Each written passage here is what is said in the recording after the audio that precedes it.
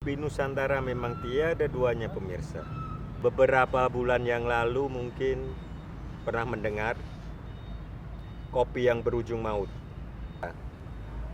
Kopi yang bisa dikaitkan dengan pembunuhan itu apabila kita berjalan ke tempat warung kopi. Kita pesan tuh, "Bu, pesen dong kopi siji." "Berapa Bu harganya?" 7.000. Nggak mau Bu, terlalu mahal. Nggak jadi, cangkir dilempar, ibunya mati. Pembunuhan, masuk pembunuhan. Tapi pembunuhan seperti apa? Pembunuhan itu kalau berdasarkan dari rumusan pasal 338, maka bisa dikaitkan sebagai itu sudah merampas nyawa orang lain. Tapi apakah itu berdasarkan rencana? Tentu tidak. Itu bukan rencana. Sehingga di sini dikategorikan sebagai pembunuhan saja. Lantas berapa itu pidananya, ancamannya? Ya, paling lama menurut Mr. Hakim dan berdasarkan KUHP yang ada di negara kita, yaitu kurang lebih 15 tahun. Nah, kaitan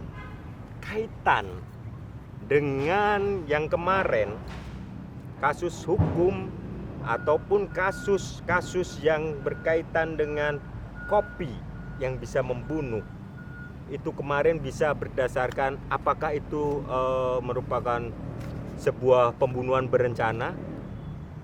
Ya bisa jadi kalau itu menjadi sebuah pembunuhan berencana apabila ya kita tahu di dalam pasal 340 KUHP menyebutkan kalau misalnya siapa saja yang melakukan pembunuhan dengan adanya rencana terlebih dahulu,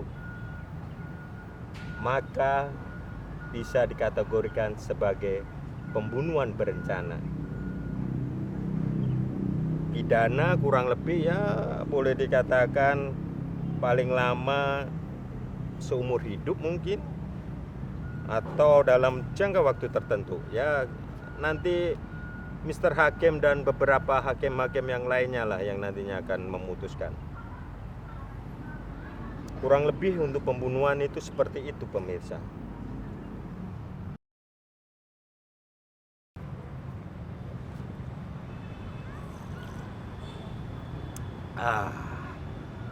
Pemirsa, masih berkaitan dengan kopi dan pembunuhan tadi.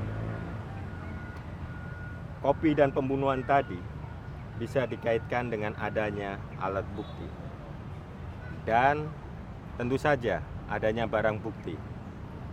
Mengenai perbedaannya, Mr. Hakim akan jelaskan sebagai berikut. Alat bukti itu menurut pasal 184 KUHP disebutkan alat bukti itu ada keterangan saksi, ada keterangan ahli, surat, petunjuk, dan tentu saja keterangan terdakwa. Selain itu, mengenai barang bukti. Nah, barang bukti itu adalah alat atau benda yang dipakai untuk melakukan suatu tindak pidana yang dihasilkan oleh suatu tindak pidana, dan alat atau benda lainnya yang digunakan sebagai petunjuk untuk mengungkap suatu tindak pidana.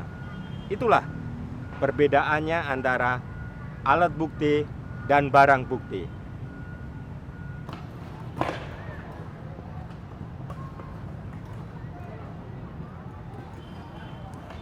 Nah, seperti itu loh pemirsa.